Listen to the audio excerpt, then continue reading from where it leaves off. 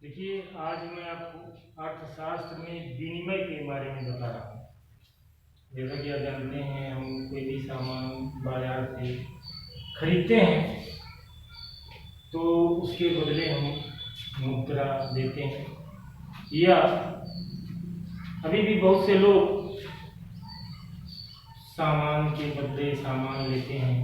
इस प्रकार से सामान का प्रत्यक्ष रूप से खरीदारी करना यह विनिमय कहलाता है। दूसरी चीज, विनिमय दो प्रकार के होते हैं, एक होता है वस्तु विनिमय, एक होता है क्रय विक्रय।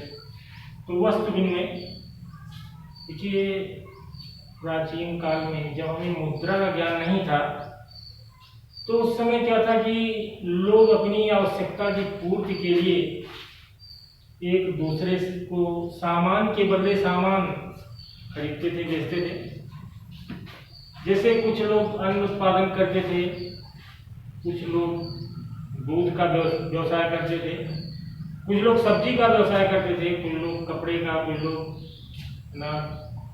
अनाज उगाते थे।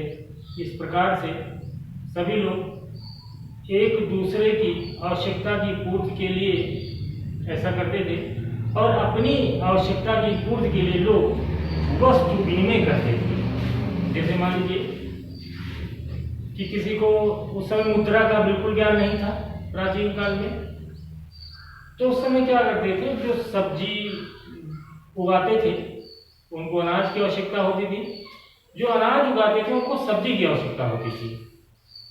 तो सब्जी लेकर के उनको उसके बदले में अनाज देते थे। दूसरी बात यह है, ये तो हुआ सब्जी का लेन देन। कपड़े में भी यही लेन देन होता था, कपड़ा लेकर उनको अनाज देते थे, क्योंकि अनाज की आवश्यकता सबको थी और हर इंसान को सारी आवश्यकताएं होती हैं। कपड़ा हुआ, सब्जी हुआ, या अन्य आवश्यकताएं।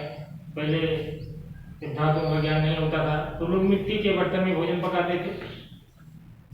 तो जो कुम्हार होते हैं, कुम्हार उस समय क्या करते थे, मिट्टी के बर्तन बनाते थे, लेकिन उनको भी तो खाने की आवश्यकता होती थी, तो इसलिए वो अनाज के बदले मिट्टी के बर्तन दे देते, या मिट्टी के बर्तन दे करके वो सब्जी हुआ या अन्य वस्तुएं, अपनी आवश्यकता उपभोग की सब वस्तुएं वे लिया करते थे। तो इस प्रकार से एक वस्तु के बदले दूसरा वस्तु लेना या उसकी अदला बदली करना, ये वस्तु विनिमय कहलाता है। इसमें कुछ दोष भी उत्पन्न होते हैं। वह दोष क्या है कि मूल्य का निर्धारण न होना। सही रूप में वस्तु विनिमय में मूल्य का निर्धारण नहीं हो पाता। इसका कारण है कि जैसे भाई अनाज का कुछ रेट है, सोने का कुछ रेट है, या कुम्हार के बर्तन का कुछ रेट है, सब्जी का कुछ भाव है। तो इस प्रकार से लोगों को नुकसान, एक पक्ष को नुकसान होने की संभावना बनी रहती थी, या अगर नहीं बनी रहती थी तब भी लोग सोचते थे मेरा नुकसान हुआ, मैंने सस्ते में इतना सामान दे दिया।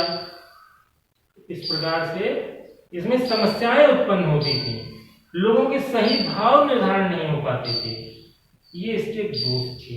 अवच्छाइयां ये थी कि सभी की आवश्यकता की पूर्ति हो जाती थी। गुण ये थे, वे एक वस्तु के बदले दूसरे वस्तु लोग ले लेते थे। फिर उसके बाद में मैं आपको बता रहा हूँ क्रय विक्रय, यानी मुद्रा के द्वारा। आज आप जानते हैं लगभग 95% लोग, या और अधिक समझ लो 99% लोग मुद्रा से ही खरीदते हैं, क्रय विक्रय करते हैं। ऐसे ही अभी भी गांव में कुछ प्रतिशत है कि गांव में फल वाले चले जाते हैं या सब्जी वाले चले जाते हैं, तो भाई किसी के पास में पैसे नहीं होते हैं तो अनाज के बदले ले लेते हैं। लेकिन आज मुद्रा निर्धारण है, सभी का मूल्य निश्चित है कि कौन सा सामान किस भाव में, किस रेट में मिल रहा है। तो इसलिए मुद्रा द्वारा जो लेन देन होता है वो बहुत आसान हो गया है। उसी को मुद्रा द्वारा लेन देन को हम क्रय विक्रय कहते हैं। आज आप बाजार चले जाइए, पैसा ले लीजिए, कोई भी सामान हम खरीद सकते हैं। या अगर आपके पास मुद्रा नहीं है तो अपना सामान अगर बेचना चाहते हैं, जैसे अनाज हुआ, सोना चांदी हुआ, या कोई भी सामान हुआ, मिट्टी के बर्तन हुए, तो आप उसको बेच करके आप मुद्रा ले सकते हैं और मुद्रा से अपनी आवश्यकताओं की पूर्ति कर सकते हैं। तो इस प्रकार से मुद्रा द्वारा जो लेन देन किया जाता है उसे हम क्रय विक्रय कहते हैं।